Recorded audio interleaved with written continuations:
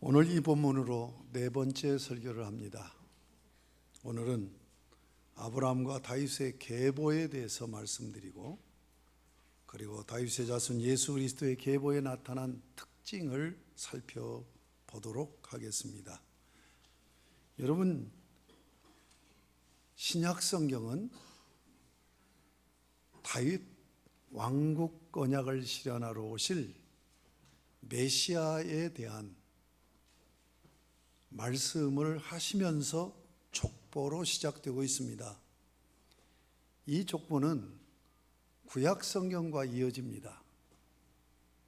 처음으로 나온 족보는 창세기 5장입니다. 5장 1절에서 32절까지 아담 그리고 아벨 대신 대리자로 세우신 셋으로 이어져서 10대 계보 32절에 노아까지 나옵니다. 이 계보는 아벨을 쳐 죽이고 하나님을 떠난 가인의 계보가 4장에 소개되는데, 하나님의 의도와는 전혀 어긋난 가정이 파괴돼서 폭군이 나오는 것을 기술하고 있습니다. 그래서 하나님은 하나님 나라 백성을 내기 위해서 가정을 하나님께서 이제 관여하셔서 신앙의 명가를 세우는 그런 가계도가 창세기 5장입니다. 자, 노아까지 10대 계보가 나오고 11장 10절에 가면 노아의 아들 중에 셈의 계보가 나옵니다. 셈, 함, 야벳 세 아들 중에 장자였던 셈의 계보가 11장 10절에서 26절 데라까지 이어집니다. 이 계보도 10대 계보입니다. 그래서 20대 계보가 이어지는데, 이 계보에 공통점인 특징이 있습니다. 그것은 구조적으로 계대를 이루면서 반복되는 증거라는 얘기예요. 누가 누구를 낳고, 그리고 몇 년 동안 살면서 자녀를 낳고 몇 살에 죽었더라. 이게 창세기 5장의 10대 계보입니다. 셈의 계보도 역시 마찬가지로 누가 누구를 낳고 몇 년 동안 살았다 하는 것이, 여기는 죽었다는 말이 없어요. 자, 그러면 셈의 계보는 무엇을 나타내냐? 아브라함, 믿음의 조상 아브라함을 준비하는 통로라고 하는 것을 드러내고 있습니다. 그래서 10대 계보, 10대 계보에서 20대 계보입니다. 이스라엘 백성들을 출애굽시켜서 가나안 땅에 들여보낸 후에 시내산 언약을 맺는데, 그 전에 출애굽을 시킬 때 하나님께서 모세를 이집트 황제 파라오에게 보내서 선전포고를 하게 하십니다. 이 선전포고가 이루어진 후에 10가지 재앙으로 융단 폭격을 하는 거지요. 선전포고하라고 모세를 파라오에게 보냅니다. 그러면서 4장 22절에 이스라엘은 내 아들 내 장자다, 이렇게 말씀하세요. 그러면 10대 계보, 10대 계보의 구조가 뭐라고요? 누가 누구를 낳고, 이것이 반복되는데, 누구를 낳고 하는 이 누구가 누구냐? 장자입니다. 여러분, 족보는 상식적으로 장자 중심으로 전개되는 게 족보의 특징이죠. 20대의 족보가 장자 중심의 족보였고, 데라의 아들이 셋입니다. 그 셋 중에 아브라함이 장자입니다. 그러니까 하나님께서는 장자 계보로 이어져서 장자의 후손으로 이스라엘 나라를 세우겠다는 얘기예요. 우리 시족사인 우리나라도 장자권 상당히 강조가 됐죠. 지금은 족보 자체가 희미해졌습니다만은, 그런데 유대인들의 장자 개념은 우리가 생각하는 것도 또 달라요. 하나님께서 언약을 맺었는데 언약 계승자라는 그런 의미가 있어요. 그래서 하나님이 언약의 계승자로 아브라함을 장자로 출생시켰고 아브라함의 후손으로 결국은 장자 나라 이스라엘을 세우게 되는 것을 봅니다. 그 아브라함까지 이루어진 이 계보가 오늘 본문으로 이어지고 있어요. 그래서 아브라함과 다윗의 자손 예수 그리스도의 계보라 하면서 아브라함에서부터 예수 그리스도 출생까지 쭉 이어지는 계보. 그러니까 구약의 20대 계보에 이어져서 지금 21대 아브라함부터 시작되는 계보라는 말씀입니다. 그래서 6절 전반부까지가 아브라함의 계보지요. 아브라함의 계보는 다윗을 준비시키는 계보지요. 그 다음에 다윗의 계보가 쭉 16절까지 이어지는 것을 볼 수가 있습니다. 그런데 재미있는 것은 장자 계보란 말이에요. 이 장자의 의미가 뭐라고 그랬죠? 우리가 얘기하는 시족적인 장자가 아니라 언약의 계승자라는 얘기죠. 그럼에도 불구하고 이 계보에 장자가 아닌 자들이 많이 들어가 있죠. 에서가 장자인데 바로 에서의 장자권을 취해서 야곱이 언약의 계승자가 되는 것으로부터 시작해서 다윗도 장자가 아니잖아요. 그런데 이제 언약 계승자로서 장자의 역할을 하는 거지요. 그래서 역대상 5장 1절에 보면 족보의 장자의 명분대로 기록하지 못하였느니라 라고 말씀되어져 있는 것을 봅니다. 자, 오늘 이 마태복음의 계보가 창세기 5장과 창세기 11장으로 이어지는 20대 계보에서 이어지는 계보라는 것을 말씀을 드렸습니다. 그렇다면 다윗의 자손 예수 그리스도의 계보에 나타난 특징, 오늘은 그 특징을 살펴보고자 합니다. 그것은 뭡니까? 아브라함이 아닌 다윗 왕의 자손으로 다윗 왕국 언약을 성취하러 오셨다고 하는 증거를 하고 있는 겁니다. 그래서 1장 1절에 아브라함과 다윗의 자손 예수 그리스도의 계보라 아브라함 이렇게 돼 있어요. 그러니까 게네시오스, 비브로스 게네시오스라는 얘기는 기원, 족보의, 비브로스는 책이라는 얘기예요. 족보의 책이에요. 누구? 예수 그리스도의 족보의 책이에요. 그런데 예수 그리스도가 누구예요? 역사라고 하는 건 역사 기술은 역대기 순으로 되어 있잖아요. 이 아브라함이 먼저 당연히 나와야 되는데 아브라함이 먼저 나오지 않고 다윗의 자손이 먼저 언급되고 있다고 하는 것. 두 번째로, 자, 이 족보를 쭉 살펴보면 아브라함부터 시작해서 다윗 전에 다윗의 아버지 이새까지 이들은 왕이 아닙니다. 왕의 선조지요. 다윗이 왕이 되면서 그의 선조들이 언급이 된 거예요. 근데 6절에 보면 이새는 다윗 왕을 낳으니라. 다윗은 우리아의 아들의 솔로몬을 낳고, 여기서부터 11절 바벨론으로 사로잡혀 갈 때 요시아는 여고냐와 그의 형제들을 낳으니라. 열왕기서에 보면 여고냐가 여호와긴이죠. 바벨론에게 멸망당하고 두 눈이 뽑힌 채로 사로잡혀가죠. 그러면서 이제 왕국이 멸망을 해요. 그리고 나서 12절 바벨론으로 잡혀간 후에 여호와긴, 붙들려간 여호와긴은 스알델을 낳고 스알델은 스룹바벨을 낳았어요. 이 70년 동안 3대가 흐릅니다. 그리고 스룹바벨이 포로 귀환을 해서 예루살렘 성전을 재건하죠. 이게 왕족이란 말이에요. 그래서 어디까지 갑니까? 지금 16절 야곱은 마리아 남편 요셉을 낳았다라고 되어 있어요. 자, 그러면 보세요. 다윗 왕 전에는 왕이 없지요. 왕이 세워지지 않았으니까. 그 다음에 바벨론으로 포로로 잡혀가서 나라가 멸망됐기 때문에 왕이 다시 세워지질 않아요. 예수님 당시까지. 예수님 당시에 있는 헤롯은 유대인이 아닙니다. 로마 제국이 나라가 너무 크니까 분봉왕 제도를 실시해요. 그런데 헤롯에게 뭐가 붙어요? 대왕이 붙잖아요. 이게 탁월한 정치가였던 거예요.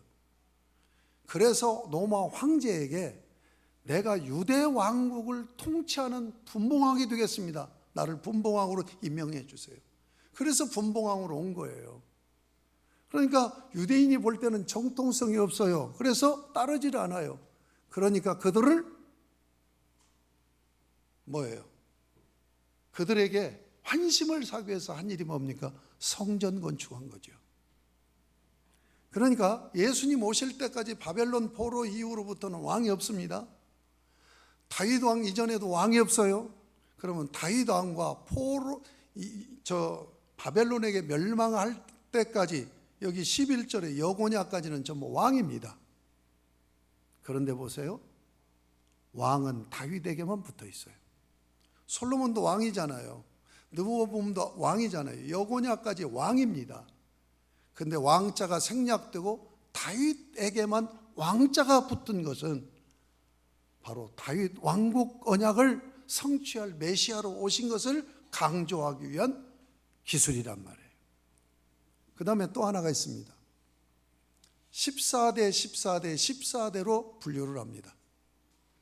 열왕기서와 이렇게 비교해 보면 빠져있는 자들이 있어요. 이 족보에 빠져있는 자들이 있단 말이에요. 그런데 족보를 기술하는데 잘났든 못났든 계대를 이어가면서 기술을 해야 맞잖아요.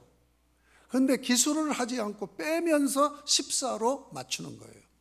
이게 의도되어진 겁니다. 그러니까 아브라함 때까지 14되고 아브라함에서 다윗까지 14되고 다윗에서부터 여고냐까지 14되고 여고냐의 아들부터 이제 요셉까지가 14대란 말이에요. 14, 14, 14. 왜 이렇게 족보를 14대로 해서 분류를 했는가? 여러분 창세기 5장과 11장의 계대는 어떻게 나눴어요? 10대 계보로 나눴단 말이에요. 그러면 10대로 맞춰야 되는데 왜 14대로 맞췄느냐? 이 의도는 어디서 온 거냐? 그 이유를 알 수가 없는 거예요. 잘. 그런데 여러분 히브리어는 알파벳을 뜻하는 숫자가 붙어요. 그러면 다윗은 모음 빼놓고 자음, 세 자음입니다. 달렛이라는 우리 말로 하면 기역자 같은 거예요. 그 다음에 와우, 주걱같이 와우, 그 다음에 기역자. 이 세 자로 되어 있어요. 이게 달렛이 숫자가 뭐냐? 4예요. 이게 두 개니까 4, 4. 가운데 와우는 숫자가 뭐냐? 6입니다. 그러니까 4, 6, 4로 되어 있는 그 숫자가 다윗이라는 이름이. 그러면 다윗이라는 이름이 숫자가 몇이에요? 14라는 이름이에요. 그러니까 다윗의 이름에 담겨 있는 이 알파벳 숫자로 해서 14로 해갖고 셋으로 분류했다는 얘기예요. 그러니까 철저하게 이 족보는 아브라함의 자손, 다윗의 자손이라고 해야 되는데 다윗의 자손을 먼저 얘기했고 왕들이 많이 있음에도 불구하고 왕자는 오직 다윗에게만 붙이고 그리고 14대, 14대, 14대로 분류를 하는데도 그 14라는 숫자가 다윗의 이름에서 나온 숫자라는 것. 그러니까 이 족보가 철저하게 다윗을 강조하고 있는 족보다. 이것이 구조적인 특징이란 말이에요. 그러니까 정말의 구원자 예수 그리스도가 이 땅에 왜 오셨느냐, 성탄하셨느냐? 다윗 왕국 언약을 성취하러 오셨단 말이에요. 자, 여러분, 저거 이제 마태복음을 계속 말씀을 배워가며 설교를 듣게 됩니다.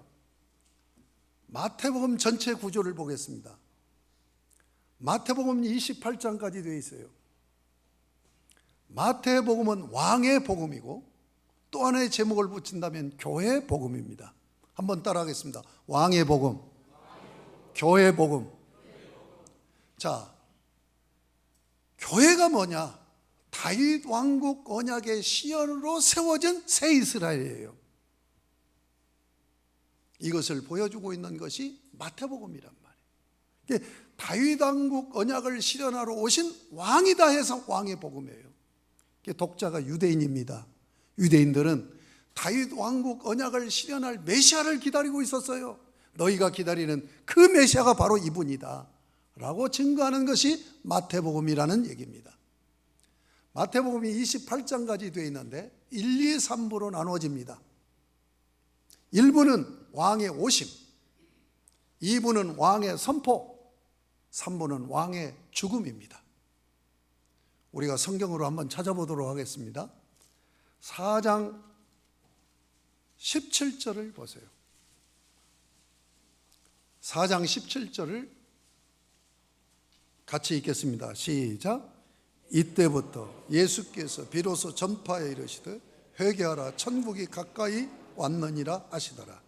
자, 1장 1절부터 4장 16절까지가 일부입니다. 왕의 오심이에요. 그리고 17절부터 16장 20절까지가 왕의 선포입니다. 그런데 뭘로 구분할 수 있느냐? 여기 17절에 이때부터, 이게 부사구입니다. 부사구, 헬라어로 얘기하면, 헬라어로 기억 좀 하세요. 이 중요하니까. 한번 따라하겠습니다. 아포, 토테. 이때부터라는 말이 아포, 토테라는 부사구예요. 자, 여기서부터 2부가 시작돼요. 2부는 뭐예요? 왕의 선포라고 그랬죠? 보세요. 예수께서 비로소 전파하여 이르시되 회개하라 천국이 가까이 왔느니라고 선포를 하잖아요. 이 선포가 어디까지 이루어지냐? 성경을 또 찾겠습니다. 16장 20절까지. 이게 왕의 선포입니다. 16장 21절을 다시 읽겠습니다. 16장 21절 시작.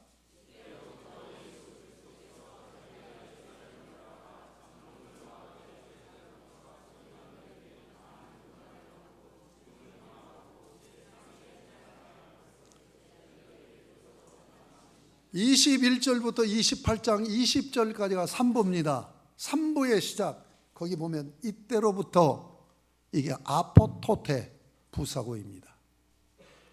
그러니까 마태복음은 두 부사구로 1, 2, 3부가 나눠져요. 자, 3부는 왕의 죽음이라고 그랬죠. 21절 그렇게 얘기하고 있잖아요. 이때로부터 예수 그리스도께서 자기가 예루살렘에 올라가 장로들과 대제사장들과 서기관들에게 많은 고난을 받고 죽임을 당하고 제3일에 살아나야 십자가에 죽으시고 28장 부활하는 말씀으로 전개되고 있어요. 그러니까 이때부터라는 부사구 아포토테로 1부, 2부, 3부가 분류가 돼요. 1부는 왕의 오심, 1장 1절부터 4장 16절까지. 2부는 4장 17절부터 이때부터 비로소 예수께서 전파하여 이르시되 회개하라 천국이 가까이 왔느니라고 선포를 하세요. 그 나라를 선포해요. 그 다음에 3부는 16장 21절 이때로부터 주님께서 고난당하시고 죽으시고 부활하실 것을 예고하시지요. 예고하신 대로 십자가의 죽으심입니다. 3부는 왕의 죽음입니다. 왜 왕이 와서 죽어야 됩니까? 죄 지은 자들을 구원하셔서 신분을 하나님의 백성으로 회복시켜 놓아야 하나님 나라가 이루어지기 때문에 그렇습니다. 사랑하는 여러분, 바로 마태복음, 아니 신약성경 27권은 다윗 왕국 언약의 성취를 전개해 나가는 말씀입니다. 그래서 신약성경이 27권인데 2부로 나눠지잖아요. 둘로 나눠져요. 하나는 역사 내러티브 이야기입니다. 그리고 나머지는 편지들이에요. 그러면 구조를 간단하게 정리합니다. 여러분, 역사 이야기가 세 권으로 이어져 가요. 첫째는 복음서입니다. 복음서 바로 마가복음이 먼저 기록됐는데 순서 배열은 마태복음이 첫 성경으로 나와요. 왜 그렇습니까? 다윗 왕국 언약을 성취할 메시아로 오셨다라고 예수 그리스도를 증거하는 복음서이기 때문에 그래요. 그러면 사도행전은 뭡니까? 바로 예수 그리스도의 십자가 구속으로 성령님이 오셔서 교회를 통하여서 다윗 왕국 언약을 실현해 나가는 역사가 바로 사도행전이에요. 그래서 사도행전의 중심 메시지는 사도행전 15장 15절에 다윗의 무너진 장막을 다시 일으킨다. 아모스 선지자가 9장 11절에서 예언한 말씀입니다. 이스라엘 나라가 멸망을 했잖아요. 바벨론 제국으로부터. 그게 다시 종말의 구원자 메시아가 와서 회복시킨다. 그걸 사도행전 예루살렘 공회에서 의장이 선포하는 메시지예요. 역사 이야기는 복음서, 사도행전, 그 다음에 요한계시로 이어집니다. 요한계시록은 뭡니까? 바로 세워진 교회가 사탄과 끊임없는 전투를 하면서 계속 하나님 다윗 왕국 언약을 성취해가는 역사 속에서 예수님이 드디어 재림해서 다윗 왕국 언약을 성취했다고는 이야기가 요한계시록입니다. 바로 이 사이에 사도행전과 요한계시록 사이에 편지들이 기록되면서 이 편지들이 바로 교회를 잘 세우라고 하는 교회의 서신이고 목회의 서신들로 구성되어 있는 것을 봅니다. 그래서 요한계시록도 요한계시록 5장 5절 그리고 22장 16절 요한계시록 시작과 마침이 뭘로 되느냐?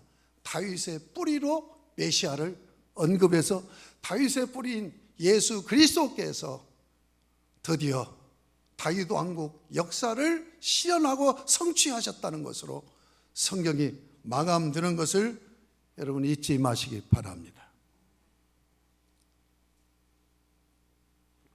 재미가 하나도 없나요?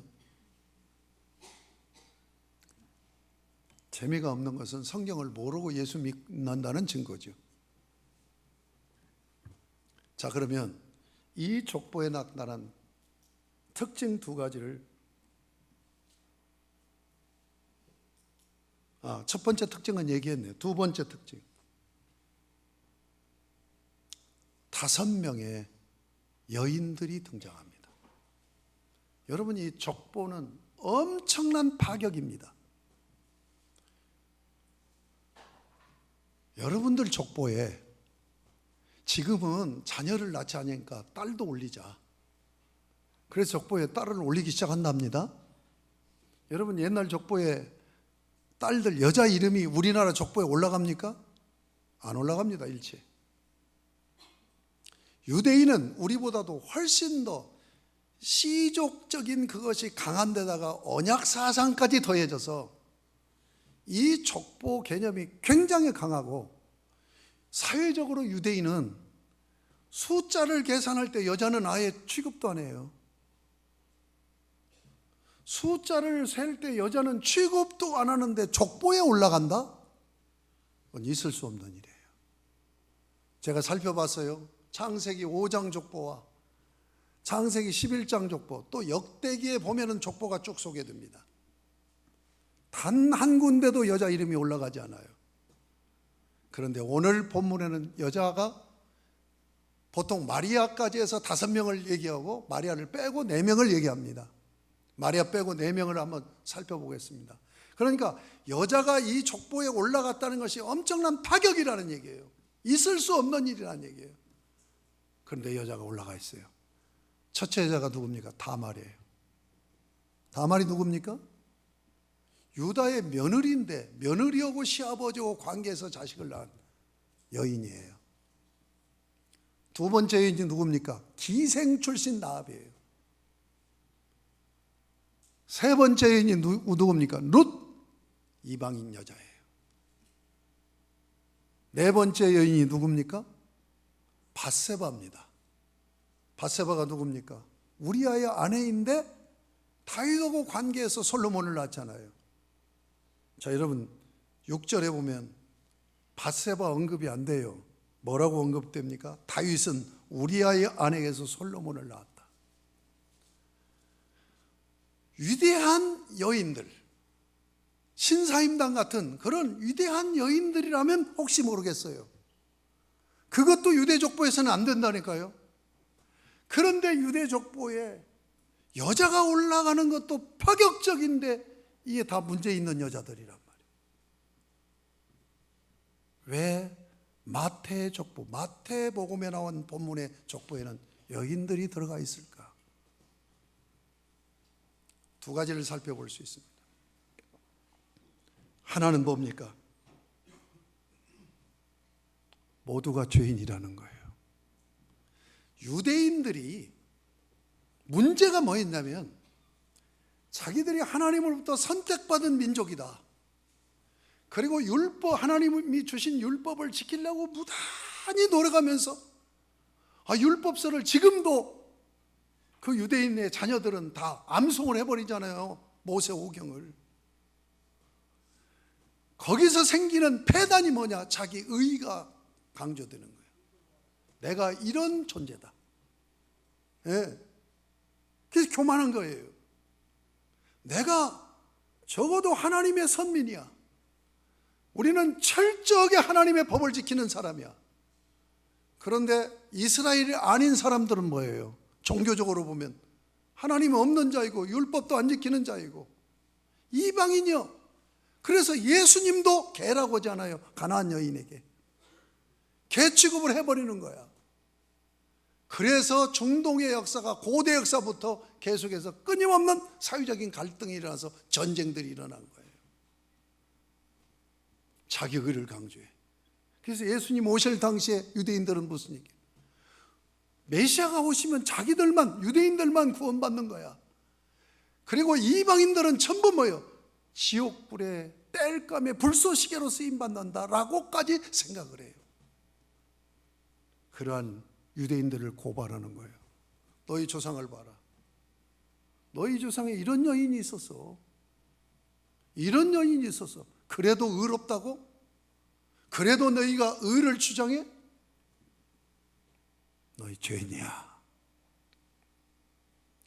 여러분 로마서를 보면 로마서 서론이 끝나고 1장 18절부터 3장 18절까지 모든 인류가 죄인이라는 걸 고발하는데 먼저 이방인을 고발을 해요.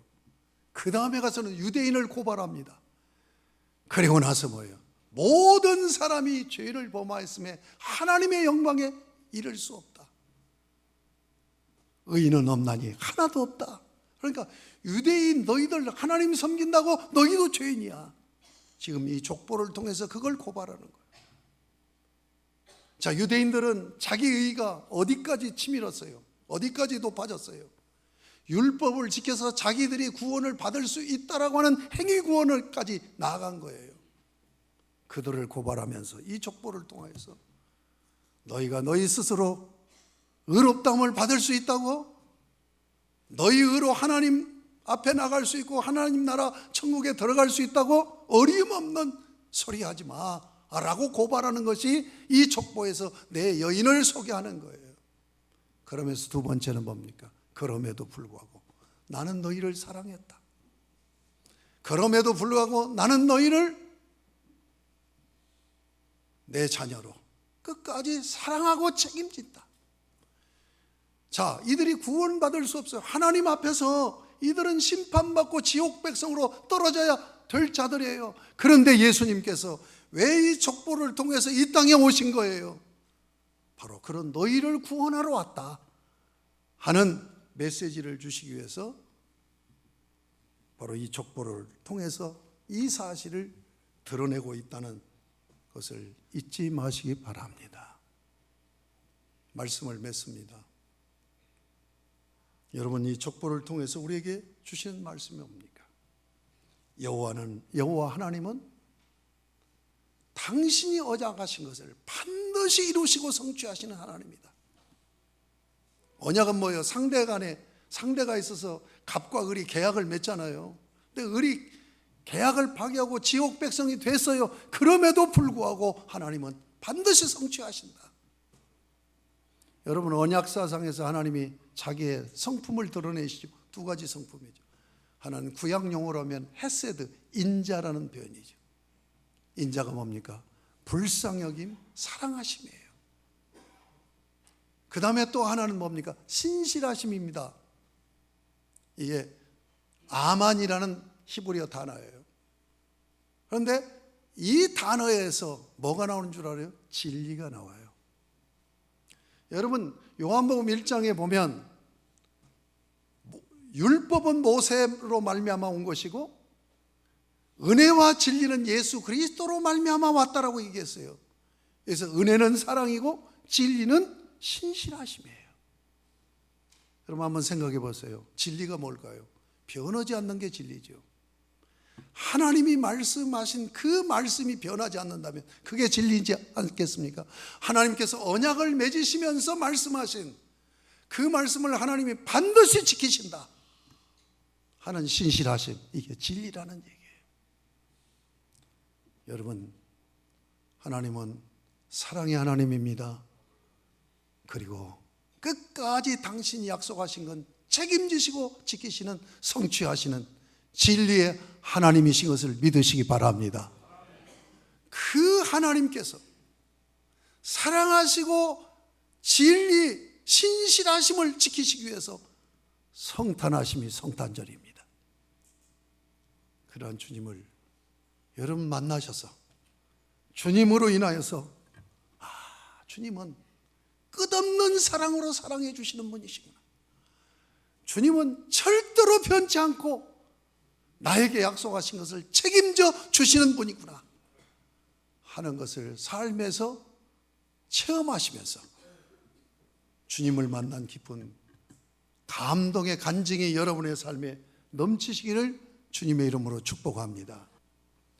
저는 이 여인들의 등장을 놓고 볼 때 우리는 질서를 지켜야 됩니다. 왜? 공동체 생활하니까. 그러면 공동체를 유지하려면 법이 있어야 돼요. 이것을 우리의 삶의 상식으로 표현하면 원칙입니다. 원칙을 지켜야 돼요. 그래야 공동체가 섭니다. 하나님도 원칙을 강조하기 때문에 하나님의 말씀을 우리가 지켜야 할 계명이라고 표현해요. 법입니다. 하나님의 말씀은 우리의 삶의 표준이 되는 법입니다. 그래서 이 법을 거울로 제시하면서 이 말씀대로 살으라고 요구하십니다. 하나님은 의로우십니다. 그래서 원칙을 강조하십니다. 그러나 그럼에도 불구하고 하나님은 철저하게 파격적으로 예회를 존중한다는 것 잊지 마시기 바랍니다. 은혜의 하나님이고 사랑의 하나님이고 불쌍히 여기시는 긍휼의 하나님이시기 때문에 그렇습니다. 하나님은 원칙주의자입니다. 당신은 계획 세우시고 그리고 당신이 언약을 맺으시면서 언약의 그 계명 속으로 들어가셔서 그것을 끝까지 책임져요. 자기에게는 적용해요. 그러나 언약을 어긴 백성들에게, 상대에게는 너 왜 안 지켜? 지옥! 이렇게 하지 않고 지옥으로 떨어질 수밖에 없는 우리를 예외적으로, 사실 원칙보다 예외가 승리한 거예요. 여러분, 내가 잘못했으니까, 인격적인 존재니까 책임지고 지옥 가야 되잖아요. 그런데 하나님은 자기 아들을 희생시켜서 내 죄값을 해결하신 것이 이게 원칙입니까? 사랑의 긍휼입니다. 여러분, 우리가 살아가면서 원칙을 강조해야 됩니다. 그럼에도 불구하고 성경에 제가 그 부분을 1시간 설교했으면 좋겠어요. 많은 예외를 얘기하고 있다는 사실을 여러분 잊지 마시고 나에게는 원칙적인 그런 입장을 취하되 타인에 대해서는 너그러움을 가지고 너 왜 그래? 너 그럴 수 있어? 이렇게 얘기하면 그럴 수도 있지. 라고 하면서 품어주고, 그런 넉넉함이 있는 그리스도인의 성숙한 인격으로 성장하시기를 주님의 이름으로 축복합니다. 이런 말씀을 마음에 담고 성탄하신 주님을 맞이하기 위해서 기도하시면서 성탄절에 주님을 만나 그 주님과 함께 아름다운 새로운 새해를 펼쳐가는 복된 여러분들이 다 되시기를 주님의 이름으로 축복합니다.